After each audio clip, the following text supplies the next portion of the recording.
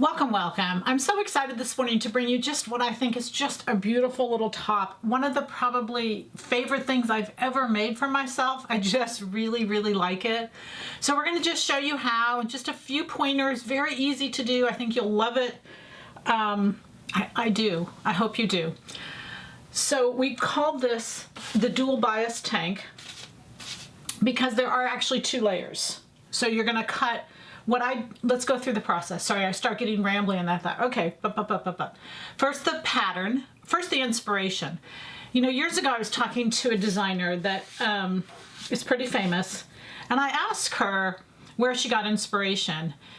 And of course, that's such a common question, and I kind of felt silly for even asking it, but the answer was so profound that I've remembered it my entire life. And what she said was, it's not the inspiration, because you get inspiration from everywhere, and everybody gets inspiration from different places. She said, but what's most important is that you remember where you get inspiration so you can go back and visit that often. Oh, that was so inspiring to me, and that's so true. So that's really the reason behind often I'll show you my inspiration so you can see kind of where I get it from and kind of how I do it. But again, the most important thing is that you get your inspiration and you remember how you get your inspiration.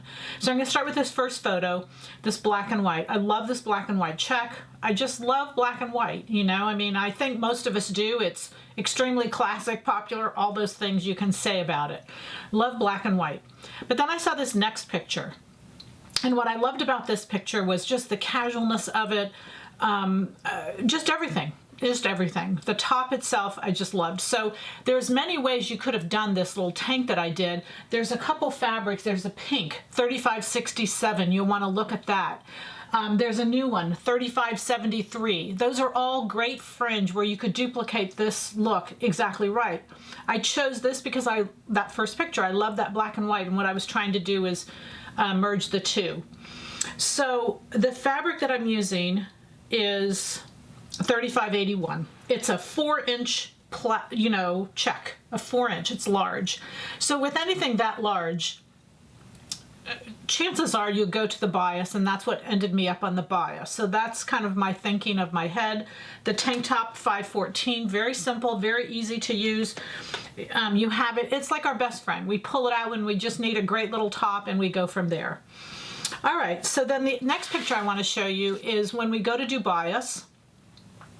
The most important thing we understand about bias is exactly how to get it. And we don't have to measure anything, but we have to use, on our French curves, we have a 1-inch square. And the reason that 1-inch square is there is for bias. Because if I put, as this picture is showing you, 1 inch on the line, say the selvage, if that line is the selvage, we take and put the square inch to where one side of the square is on the line and the other side of the square is on the line. You can see that creates a true 45-degree angle, and so we can put it anywhere. Now when we're using this cloth, obviously I use the squares because this is what we call an even plaid, meaning that the square is literally 4 inches, not like 4 by 3 or something else. It is 4 by 4.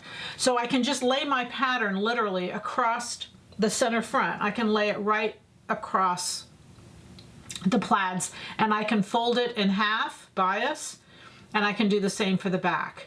So the reason I used 514 for the tank, I wanted a simple top, but I also wanted minimal dart. I didn't want a French dart. I didn't want it going through a lot of mess. I wanted it as close to the bust and in and out as possible so that you visually didn't see the dart, you just saw the bias. So that's all it is, very easy. I had to use about 3 yards because it ate up, the bias eats up more fabric, and there's 2 layers. You could probably not do 2, like I literally made 2 whole layers, and then I joined it at the neck edge and at the armholes and left it loose at the bottom. So we've got the pattern, we've got the fabric, no changes to the pattern, but what I did in the sewing is I made the top one, I made the bottom one, I rolled edged on my sewing machine the very bottom just because I wanted it loose, like that picture I showed you. I wanted it loose and free, and then I connected them at the neckline and at the armholes with a black fold over elastic. And again, that goes back to my thinking that anytime you have a print or something busy going on, you want to stop it. And so the stopping of it at the neckline and the armholes was what I used the black folder of elastic for. So whether I wear it by itself and make it kind of really cool and casual, or whether I put a little jacket or a little sweater 196 over it, either way, it's just going to be a classic piece that I can use in a lot of different parts. So again, very simple to do.